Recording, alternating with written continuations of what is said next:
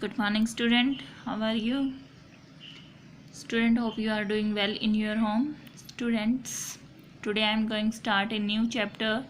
Why do we fall ill? Students, इस chapter में क्या है कि हम ये पढ़ेंगे कि हम बीमार क्यों होते हैं.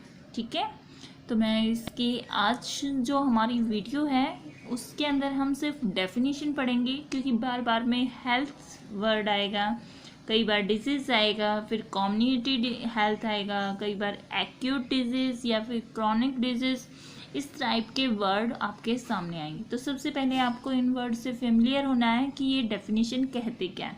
तो आज की वीडियो में सिर्फ आप इन डेफिनेशन को करोगे और या अपने नोट्स बनाओगे और फिर याद करोगे. ठीक है, तो सबसे पहले हम करते हैं health. Health. It is defined as a state of being well enough to function well physical, mentally and socially.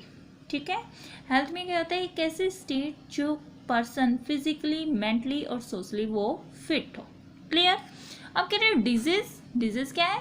It mean disturbed is और ए स्टेट ऑफ बीइंग अनकंफर्टेबल. जब कोई पर्सन अपने आप में अनकंफर्टेबल फील करे तो डिजीज आ गई. ठीक है, अब कह रहे हैं personal health. It is the state of physical, mental and social wellbeing of an individual.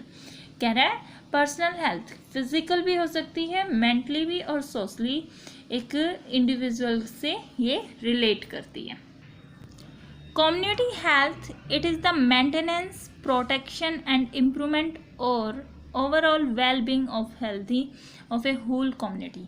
जहाँ पे कोई रह रहा है, ठीक है, पूरी कम्युनिटी, जैसे हमारा कम्युनिटी हेल्थ में आता है हमारा फैमिली है, फिर फैमिली के चारों तरफ हमारे नेबर हैं, नेबर से फिर हमारा वो पूरी कॉलोनी है, तो वो कम्युनिटी हेल्थ में आते हैं कि किस तरह से वो हेल्दी कम्युनिटी ही है, सेंटर है. जैसे कि उसमें मेंटेनेंस कैसे करना है, प्रोटेक्शन करना है, सभी कैसे अपने आप को एक प्रॉपर हेल्दी पर्सन में फिट रखते हैं, वो कम्युनिटी हेल्थ में आते हैं. अब कह रहे हैं acute disease. These are the disease which last for only very short period of time. 2 से 3 दिन तक जो शॉर्ट पीरियड में कोई डिजीज आए तो उसको बोलते हैं एक्यूट डिजीज. ठीक है, जैसे कि कॉमन कोल्ड. अब कह रहे हैं chronic disease. Disease which last for a long period of time, even such much A life time, लंबे समय तक भी वो रह सकती है. जैसे एलिफेंटिसिस, ये एक ऐसी डिजीज है जिसमें पाँव हाथी के पैर के जैसा हो जाता है. और क्रॉनिक डिजीज में आप कोरोना वायरस भी कर सकते हैं, जो आज के दिन बहुत ज़्यादा स्प्रेड है. एंड अब नेक्स्ट टर्म है पैथोजन और इन्फेक्शियस एजेंट. पैथोजन में कोई ऑर्गेनिज्म जो डिजीज को कॉज करे. Communicable disease are those disease which are caused by pathogen. किसी पैथोजन की हेल्प से हो, जैसे कि bacteria, virus, fungi, protozoans, worm etcetera, ये डिजीज को स्प्रेड करें.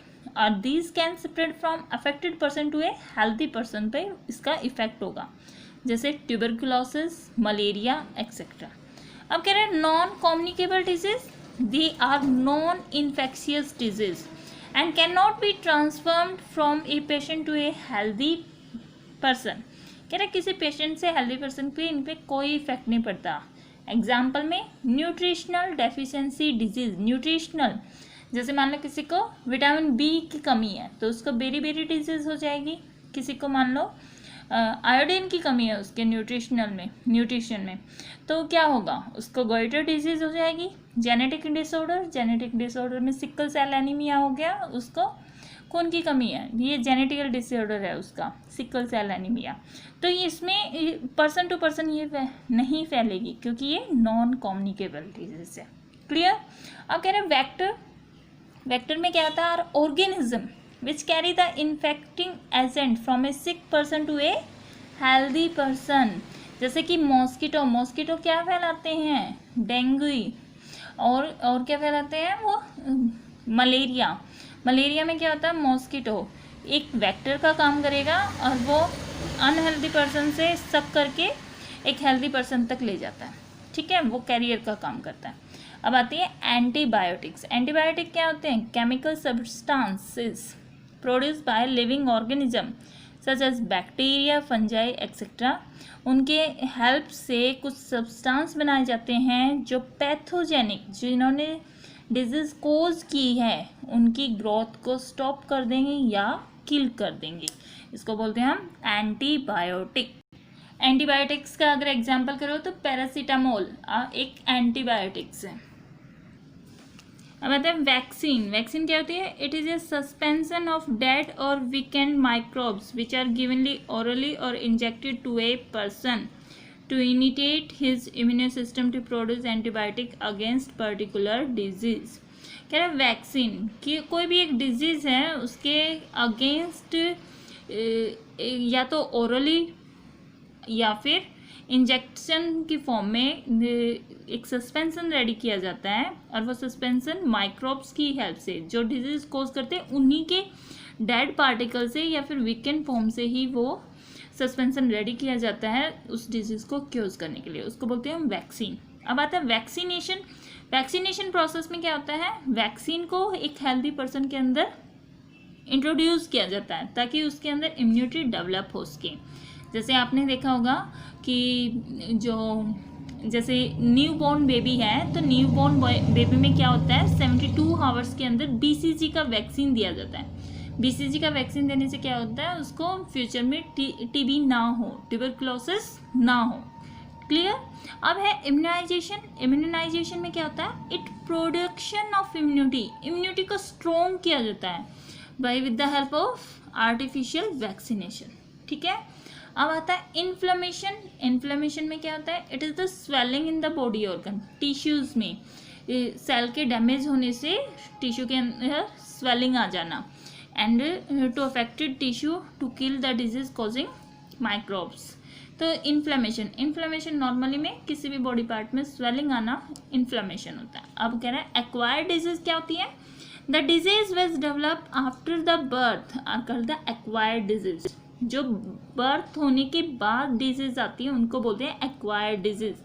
जैसे डेफिशिएंसी डिजीज अभी बताया था, विटामिन डी की कमी से कौन सी होगी? रिकेट्स हो जाएगी। तो ये आफ्टर बर्थ आई। क्लियर? अब कह रहे हैं congenital disease, disease which are present since birth. जब बेबी बर्थ न्यूबॉर्न बेबी का बर्थ होता है तो ऑलरेडी उसके अंदर एक डिजीज है, तो वो जेनेटिक डिसऑर्डर में। आपने एड्स सुना होगा। एड्स डिजीज जेनेटिक डिसऑर्डर है। Sickle cell anaemia genetic disorder. अब कह रहे हैं symptom are the changes in the normal structure or functioning of the body system or body part. This indicate that there is something wrong in the body. Symptom आना, जैसे मान लो fever होता है तो फीवर में कैसे पता चलेगा कि फीवर है? तो उसके सिम्टम सामने आते हैं। बॉडी का फीवर जिस भी पर्सन को होता है तो उसका बॉडी टेम्परेचर क्या हो जाता है? हाई हो जाता है, और हम उसका थर्मामीटर में चेक भी कर लेते हैं। वैसे भी नॉर्मली हम उसके हैंड को टच करते हैं तो हमें पता लगता है कि हाँ इसको फीवर हो गया है। क्यों? क्योंकि उसके सिम्टम क्या हुआ? बॉडी टेम्परेचर हाई हो गया। ठीक है। अब कह रहे हैं sign are the definitely clue और इंडिकेशन और स्पेसिफिक डिजीज। जैसे चिकन पॉक्स में क्या होता है? फेस के ऊपर हल्के हल्के से स्पॉट्स बनने स्टार्ट हो जाते हैं। ठीक है, रेडनेस वाले, तो वो उसका क्या है? वो साइन आ रही है। अब मान लो किसी को ये रिंग वॉर्म वाली डिजीज हुई है, दाद वाली है, तो अलग से उसकी बॉडी के ऊपर क्या होंगे? पैचेस आपको नजर आएंगे, तो वो उसके साइन है बच्चों। स्टूडेंट्स, आज की हमने वीडियो में सिर्फ डेफिनेशन की है, आपको ये डेफिनेशन लर्न करनी है। नेक्स्ट वीडियो में हम इस टॉपिक को स्टार्ट कर देंगे, पूरे 1 by 1 अच्छे से हम इन टॉपिक्स को स्टार्ट करेंगे। Thank you and have a nice day.